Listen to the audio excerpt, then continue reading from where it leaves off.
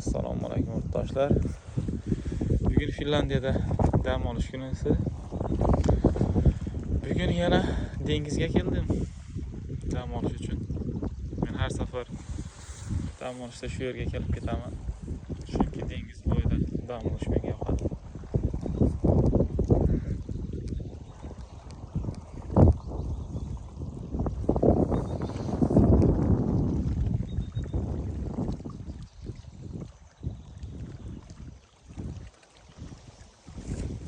Masalan, o'zingizda qayig'ingiz olsa, shunday qilib o'sha orollarga borib dam olishga juda zo'r.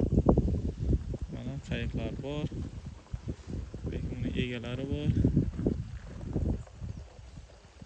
O'zingizda qayiq olsa, o'sha orolga borib dam olish juda zo'r joy. Uning atrofi hamma tomoni suv.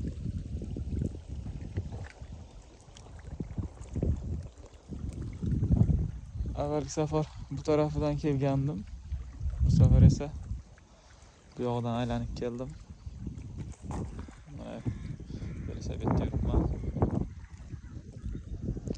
Mayli, sog' bo'ling, salomat bo'ling.